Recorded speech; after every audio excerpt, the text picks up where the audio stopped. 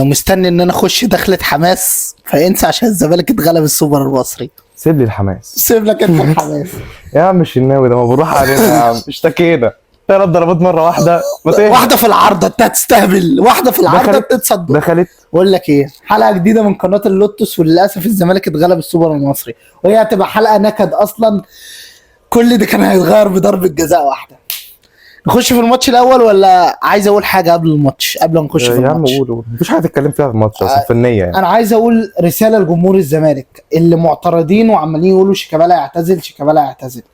انا هسالك سؤال واحد، هو لو كان اول تلت ساعه الاهلي كان جاب الثلاث فرص اللي هي واحده في العارضه وحسين شحات ضيع انفراد ووسام ضيع انفراد، كنت قلت شيكابالا اعتزل؟ كنت طلعت قلت جوميز اسطوري وجوميز افضل مدرب دخل للزمالك في اخر 20 سنه؟ كنتش هتقول كده، كنت هتشتم في جوميز اللي خسران 3-0 في اول تلت ساعه. شيكابالا كنتش هتجيب سيرته ان هو ما كانش هينزل. انا مش بقول لك كده يعني جوميز واقع، جوميز مدرب اسطوري وعمل من الفسيخ شربات، بس انت ما ينفعش تضيع تاريخ الكابتن بتاع الفريق بتاعك عشان لقطه، عشان مشهد. شيكابالا دخل وضيع. قول لي كان مين عايزه يدخل يشوط؟ مشلاك وعمر جابر ومحمد السيد. عمر جابر ضيع، محمد السيد ناشئ. مشلاك كان اداؤه مقرف، مشلاك اوحش لاعب في الماتش، كان ممكن يخش وهيضيع وهتقول شيكابالا انت ما دخلتش ليه، انت قائد الفريق. ضربات حظ. اللي كان بيقول شيكابالا يعتزل بعد الموسم اللي فات ده انا معاه فيه ماشي، لكن مش عشان ضيع ضربه جزاء تهاجمه كده. لعيبه كتير ضيعت. ندعم فريقنا وندعم شيكابالا كابتن الفريق. نخش بقى في تحليل الحلقه. انا طبعا معلش بس انا معاك 100% في اللي انت بتقوله، بس انت ليه خدتها من حته ان هم بيقولوا له كده عشان يضيعوا تاريخه يعني؟ لا هو ممكن يقولوا كده ان هو فعلا خلاص يعني، مش من ضربه جزاء تقول خلاص. عمرك ما تحكم على اللعيب من ضربه جزاء، ما ينفعش. وغير كده ما تحسسنيش اللي كانوا داخلين يشوطوا اللي فاضلين. عمر جابر ضيع ومحمد سيد ده ناشئ ومشلاك ده ايه ده انا جاي له ده كارثه. حطها حلو بس انت كنت ضامن يعني اللعيب ما بصاش بص صح، انت ضامن ان هو يحط ضربه جزاء حاسمه. نخش على تحليل المباراه. نبتدي مع اللي فايز. للاسف نبتدي مع اللي فايز. اتفضل يا عم. بص الماتش ابتدى التشكيل اللي هو ممكن يكون غريب شويه من حته طاهر وبيرسيتاو، صح. مع ان بصراحه لو بصيت على الاوراق لا ده طاهر فايق، اخر ماتش جاب جونين ومش عارف ايه، فكان لازم على اللي يبدا معنويه حتى. وطاهر حركاته في الملعب بصراحه لا، وراجل يعني بعيد عن اي حاجه انت مؤيد ليه او معارض ليه، لا هو الراجل بيلعب على الكوره، بيقاتل على كل كوره. لكن التشكيل الاساسي بتاعك ممكن برضو في ناس بصت لكوكا، ليه كوكا بس قفل كويس على عبد الله، قفل كويس جدا على كان ماسك عبد الله طول الماتش، حتى الجون اللاعب بتاع الزمالك كان هو اللي بيبقى ماسكه يعني. فالتشكيله اللي هو الطبيعي بتاعك يعني، بدايه الماتش لا يعني رحت وكنت ماسك كوره من اول دقيقه، بان ان انت لا عايز تروح وتهاجم. كان في كوره خطيره رامي ربيعه اتلعبت بالعرض بس هو ما اتصرفش فيها كويس، والوان تو بتاع امام وحسين شحات، حسين شحات ضيعها. ليه بقى حصل وان تو؟ وليه حصل 3 اختراقات من العمق للزمالك؟ دونجا اللي جماهير الزمالك كانت قبل الماتش الاهلي بتاع السوبر الافريقي تتريق عليه. اداره الزمالك اللي قعدنا نقول لازم مركز 6 عشان دونجا زي لوحده، عشان زياد كمال ده انت لبستها يا حسين يا لبيب وبقالك سنه وانت مش عايز تجيب مركز 6 وتقول عندي شحاته وزياد كمال. شحاته مش 6، زياد كمال مش بني ادم اصلا، مع احترامي يعني الكامل ليه. لا زياد كمال هو زياد كمال. انت كنت امبارح بتلعب بعبد الله السعيد 6 شويه. هو حقيقي كان وحش. هو بص، هو عبد الله السعيد دايما بيسقط 6 عشان الخطه اللي هو ازاي ينقل لعب والكلام ده. الراجل عامل عليه زياده عبد الله السعيد. لا هو كان بينزل يحاول يبني لعب ومش عارف ايه، لكن زياد كمال شفت ناس كتير بتقول لك هو بيستخبى من الكوره، هو فعلا بيستخبى من بنى اللعب، هو سايبه لعبد الله السعيد وطالع متضايق وهو عمل فاول على 18 كارثي بعد لما بصاها غلط. كانت هتيجي جون بس لولا القائم العارضه راح وسط فيها زي ما انت قلت في اللايف رياكشن. اللي ما شافش اللايف رياكشن يخش يشوف انت مستني ايه يعني. رد فعلها على الماتش جامد جدا. فلو هنرجع تاني للاهلي، لا هو كان بادي بدايه سخنه جدا، 4 كور منهم 2 في العارضه بالظبط. يحيى عطية الله جابوا واحده فري كيك، وسام وحسين الشحات اللي متفاجئ بمستواهم. ممكن وسام اكتر لان وسام ده السوبر ستار بتاعي المفروض. غريبه جدا، وحش قوي، ما كانش موفق. لا يعني كان في كوره واضحه جدا كان ممكن يطلعها بره، كان عنده امام وحسين الشحات على الخط، كان يطلعها بره، لا راح شاطها في جسم عواد يعني. والكوره اللي اوف سايد اللي في الاكسترا تايم ده الجون فاضي حطها بره، مش موفق. مش عايز احكم عليه ولا اظلمه يعني بصراحه، وكان باين ان هو كان قلبه على الماتش ومش عارف فاكر ضربه الجزاء. بس هو حسين الشحات بقى، لو انا عايز اشتم والا ادبي مش هشتم يا عم، بس انتقد حسين الشحات. ايه ده بقى؟ وكولر ما طلعوش، دي كارثه. هينزل مين؟ ما هو رضا سليم نزل ضيع ضربه جزاء فهو وكارثي بصراحه على رضا يعني كارثي. دي المفروض ده الجناح السوبر ستار بتاعنا داخل بيه بقى ماتشات الانتر كونتيننتال وكاس العالم. ده كاس عالم، ده كاس عالم. صعب يا اخوانا صعب. وعندك واحد تاني بيرستو او طاهر، فبنقول يا كابتن خطيب يا حبيبنا احنا عايزين اجنحه، مش عايز مهاجم، عندنا كهربا الله اعلم بقى يلعب. ربنا يفك سنه برضه. اقول له حاظر في القاهره. وعندك وسام الله اعلم هو هيكمل موسم ولا لا، الله اعلم يعني، لسه ما شفناش مستواه مستقر يعني. لكن مش هكلمك في مهاجمين، هكلمك على ايه، اجنحه. رضا سليم اديك شفتوه، اديك كنتوا شفتوه. طاهر اهو مستوى دوري مصري، لكن انتر كونتيننتال وكاس عالم انديه ما ينفعش. افريقيا لكن لو يعني عايز كاس عالم، انت عايز بقى تعمل حاجه في كاس العالم، مش هنقضيها بقى عبد المنعم يجي يطلع يوحدنا واحده، رامي ربيعه يدينا واحده، عبد المنعم اتكل على الله يعني ريس خلاص خلاص. تلعب على الكوره دي بس. فلا يعني ده بالنسبه لي لو هنتكلم على الماتش، هو كان شوط واحد للاهلي مثلا، هو كان شوط واحد اول بس، الباقي كله بقى في عجن ولخبطه وكور طويله. كان في فكره من المدير الفني بس ما عملتش اي حاجه يعني. هو المفاجاه بالنسبه لي الشوط الثاني الاهلي ما ظهرش، الزمالك مسك نفسه شويه. الزمالك ليه بان وحش في الشوط الاول؟ عشان دونجا، وعشان كميه ميس باصات من ناصر ماهر، من عبد الله سعيد، من حسام عبد المجيد، من المسلوسي، كل ده اتغير الشوط الثاني. اللعيبه فات، ما بقاش فيه ميس باصات. حاولنا نسد ثغره قلب الملعب دي، وبرده عدم توفيق امام عاشور هو اللي ما ساعدش في حته الثغره دي. لما امام قفشه نزل عمل كره خطره، وكره تانية راح بيها وما عرفش يباصيها. فاحنا ما عرفناش نسد الثغره دي، بس هو عدم استغلال الاهلي ليها بتاعت نص الملعب ال 18 بتاع الزمالك. ولا كان دوجنا فارق وبصراحه. حتى انا قلت ليه مش ليه جوميز ما بداش بمشلاك ونزل ناصر منسي في قلب الملعب مع عبد الله وزيد كمال، بس كانت هتفرق في بنى اللعب يعني. ناصر ماهر مفهوم. فده كان بالنسبه لي اصلا ده اللي كان هيحصل اصلا. اول تلت ساعه، اول 35 دقيقه ناصر ماهر على الوينج، كميه نسبة غلط ومش عارف يرجع. ناصر ماهر تشيله من على قلب الملعب، مفيش ناصر ماهر عشان تبقى فاهم. بس ناصر ماهر هو في قلب الملعب احسن، هو عبد الله السعيد كذلك. نيجي بقى لاسطوره الجيل اللي عامل لي شعره كده وعامل لي شعره كده، اللي جاي لي من بولندا، موديل عامل لي فيها ممثل. انت ايه اللي جابك؟ ولا احمد سليمان طالع بيقول لك انا جبت شويه لعيبه ثقافتهم ما دخلتش نادي الزمالك. يا فرحتي بثقافتهم، مش عارف يباصي كوره، الباص مش عارف يباصيه. وعارف بياخد كام؟ $1,800,000، 100 مليون جنيه، عشان اللي هيولي 90 مليون جنيه. لما زيزو يطلب 70 تقول لك لا يا جماعه كتير دي على زيزو كتير. مش عارف يباصي باص، الفاجر العيال بتبقى فاتحه له، مش عارف يباصي يعرض، مفيش. مش هو اللي خسرنا الماتش، بس لو كان في وينج محترم، طبعا مش مصطفى شلبي، لو كان في وينج محترم انت جايبه. قلتها انت امبارح بتشرقي في كوره ضيعها، الكوره اللي اتعملت له ده بالهيد، العيل المتخلف ده عايز يجيبها الناحيه دي، لو استلم على صدره اكلها لجوه جون. بتشرقي كان بيجيبها كتير جدا. انا مستفز، عارف ليه؟ لان ده بياخد 90 مليون جنيه. اي زفت في اعاره لبوسه صغيره يعني، لبوسه صغيره ايه 90 مليون جنيه يا عم. واحد بيقول لي احد بيدفع نص مرتبه 40 مليون جنيه. ابراهيم عادل احسن من ابراهيم عادل، ده لعيب سوبر ستار. اي زفت احسن منه، اي خرا احسن منه، بيضيع حاجاته وبيباصي غلط. فين السيد نيمار؟ راح المصري سيد نيمار. بص اقول لك ده جاي ريفنا انا يعني. عايز بيشجع المصري. عايز اقول لك حاجه، انا اتعصبت اوفر بالراحه. بس لو كان عندي وينج شمال على الاقل ب 20 مليون 10 مليون وضايع، عارف لو شلبي ضايع كل ده، لعيب مصري مش واخد مكان اجنبي بياخد 8 مليون جنيه، هسكت واخرس. ده محترف ومحدش يقول لي اصبر عليه. 3 ماتشات قمه بنتائج، شفنا عمل ايه؟ شفت بنتائج؟ الله اكبر عليه. احسن لعيب في الزمالك في اخر ماتشين يعني. شفت محمد حمدي اللي جاي من انبي، العيل الصغير عامل ايه؟ عنده ثقه وبيروح وبيعمل. ده خرا. انا زودت قوي، انت مالكش قيمه ان انا اتكلم عليك كل ده، ما حدش يقول لي اصبر عليه. ده بياخد 90 مليون جنيه.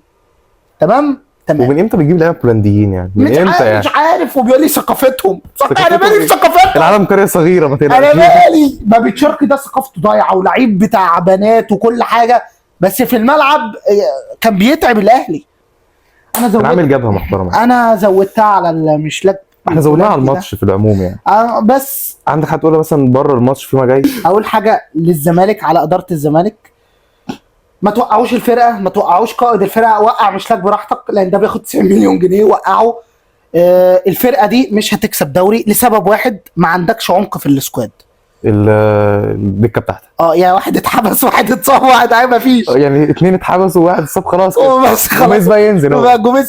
جوميز مدرب كبير جدا، هيتعادل. ممكن جوميز يتعادل ضد البنك الاهلي في اول ماتش، ما تطلعوش تقطعوا فيه. ولو تاني ماتش ولو تالت ماتش الراجل ده تستمر معاه، بس هات له صفقات، هات له وينج شمال، هات له بديل لزيزو، هات له مركز 6، هات سيرد باك، هات باك يمين احتياطي، واقفل على كده. طبعا راس حربه طبعا انت محتاج، بس خلاص انت عمر عندك فرج 4 مع يعني. عمر فرج مع سيدن ده، ايوه بالظبط، مع سيف الجزيري ممكن. محتاجين صفقات. الزمالك لو بطوله صغيره يقدر يكسبها، لان لازم الروح. الكونفدرالية وعندك السنة عبد الله دي. كونفدراليه ممكن، وعندك عبد الله السعيد وناصر ماهر لعيبه خبرات، وطبعا شيكابالا الناس هتاخده خبرات وبيعمل دور مهم جدا في الفرقه. بس بطوله لونج تيرم، لا انت محتاج فريق زي الاهلي. الدوري هيبقى صعب عليك قوي السنة دي. وبيراميد سيراميكا كويس جدا، الاهلي كويس جدا، فيوتشر. بيراميدز كويس جدا. اتمنى نجيب صفقات. كابتن احمد سليمان الثقافه مش كل حاجه، لو لعيب بيعرف يتكلم انجليزي وفرنساوي وايطالي وما بيعرفش يباصي، انا مش عايزه في النادي بتاعي بعد اذنك يعني. يروح قدم في بريتش كونسل. يروح يقدم مدرس لغات، نجيب مش لاك ده بيعرف يتكلم 6 لغات نقدم له يعلم العيال الصغيره انجليزي، لكن يلعب كوره لا.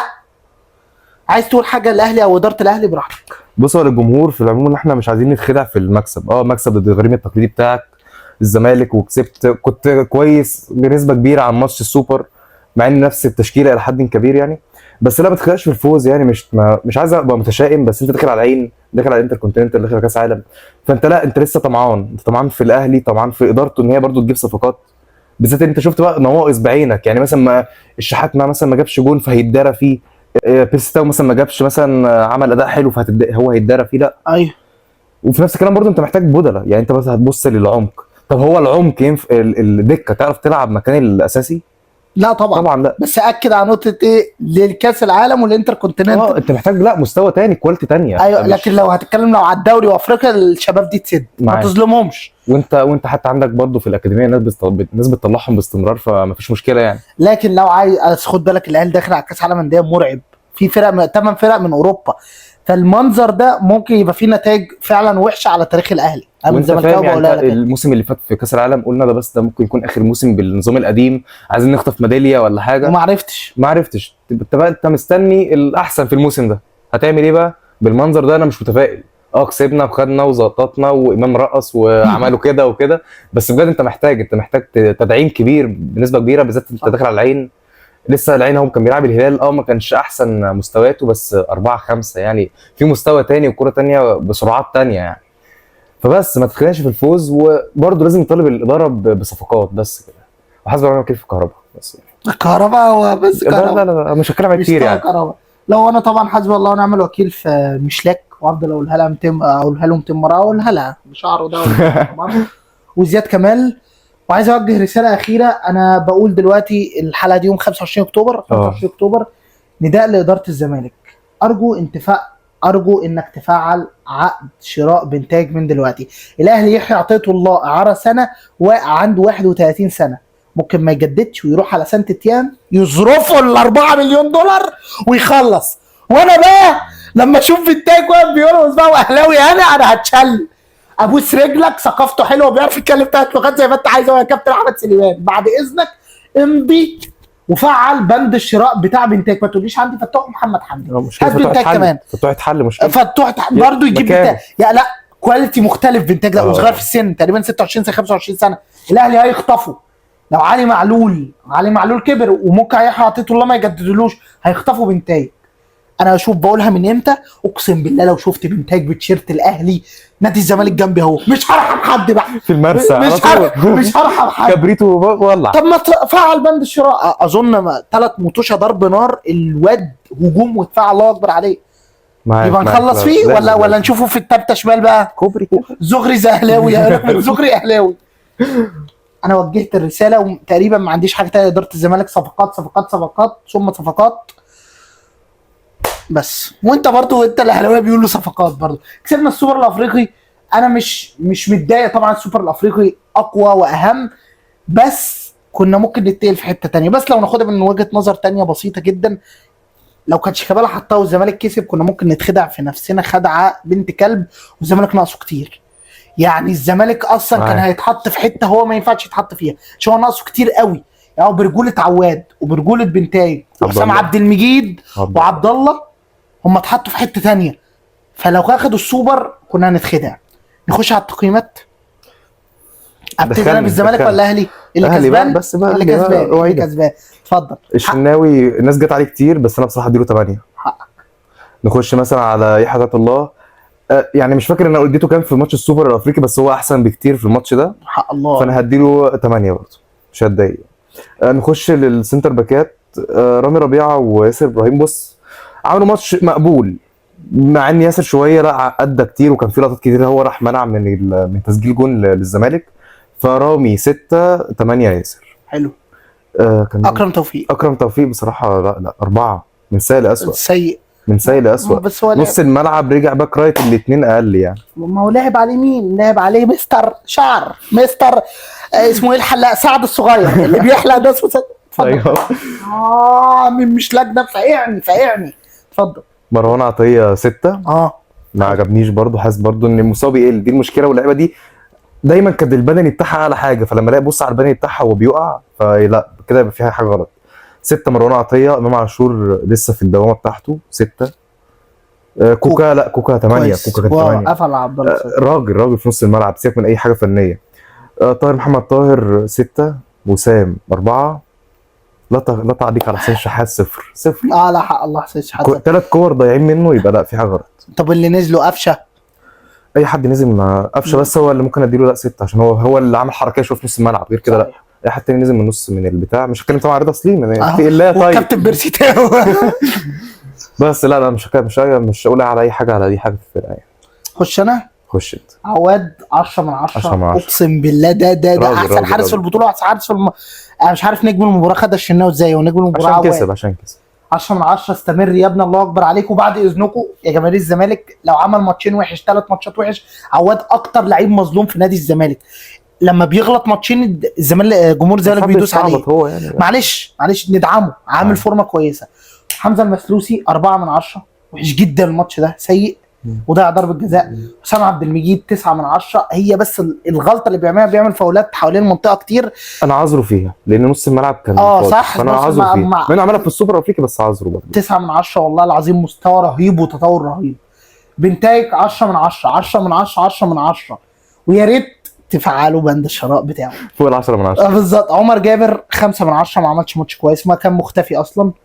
اطلع قدام زياد كمان، لا تعليق. ارحل بره النادي بعد اذنك، مش هديله تقييم. ارحل. شحاته 3 من 10. ده اخره معايا. عبد الله السعيد يمكن اقل ماتشاته عشان قام بدور 6 و8 و10. كان شويه وهيلعب مدرب، عمل كل حاجه نص الملعب يعني. وغلط كتير في باصات، لكن الراجل 39 سنه غصب عنه. 8 من 10. ناصر ماهر اقل الماتشات ليه لا مش معذور زي عبد الله السعيد بصراحه، هياخد 6 من 10 او 5 كمان. زيزو برضو ماتش قليل ليه، بس لا عمل كتير ورجع دافع وهاجم وعمل كذا كرة عرضية، ياخد 6 من 10 برضو. سيف الجزيري جري كام جريه 5 من 10. في لعيب جاي من اوروبا وينج شمال، انا مش هذكر اسمه، ده مش ياخد صفر، ده ياخد ترحيل بره البلد تامه وممنوع لدخول مصر والخليج لمده 44 سنه، يكون خلص وما يقرفناش. مش هديله تقييم البولندي ده. اللي نزلوا ناصر منسي 0. مش 0، لا يختبر. شيكابالا لا يختبر. مين تاني نزل في الزمالك؟ مش فاكر. هو الجديد بس ما لا الشاب الواد ده كويس على فكره. محمد السيد ياخد 6 من 10. كويس جدا ولا فعال. اوفرول انا هدي جوميز لادارته الماتش 7 من 10 بس، والثلاثه اللي نقصوا دول عشان اول نص ساعه احنا كناش حلوين. ظبطنا الشوط الثاني وظبطنا بقيه الشوط الاول، وطبعا الاكسترا تايم. تدي كولر ادارته الماتش كام من 10؟ 8. احسن مباراه لكولر ضد الزمالك. كان في فكره بتقدم يعني، مش عايز اخش في تفاصيلها، بس لا كانت في فكره ولاحظت حاجه، خد بالك كولر في اخر 4 ماتشات اللي هم لعبهم ضد جوميز كان اي حاجه تحصل في الماتش يقعد يعمل كده وبارد وما بيزعقش، مش مهتم. برضه مدرب اجنبي يعني، لا بس امبارح انت شفته كان بيتنطط، كان لا فعلا بيشخط في اللعيبه ويزعق ويضغط في الحكم. ده كويس. وجوميز كالعاده طبعا هو في الحته دي. نهايه الحلقه مش عايز تقول حاجه تانية؟ انا شكرا لكم بس يبقى انهي الحلقه. نهايه الحلقه مش عايزين ننسى ندعي لاخواتنا في فلسطين وفي غزه، وبالاخص في شمال غزه. ربنا ينصرهم ويثبتهم باذن الله ويرحم شهدائنا، وربنا ينصر لبنان ويرحم شهداء لبنان باذن الله. دمتم سالمين. مبروك للاهلي وهارد لك للزمالك. عمري ما قلتها دي، خد بالك يا عم. مبروك. دمتم سالمين. السلام عليكم.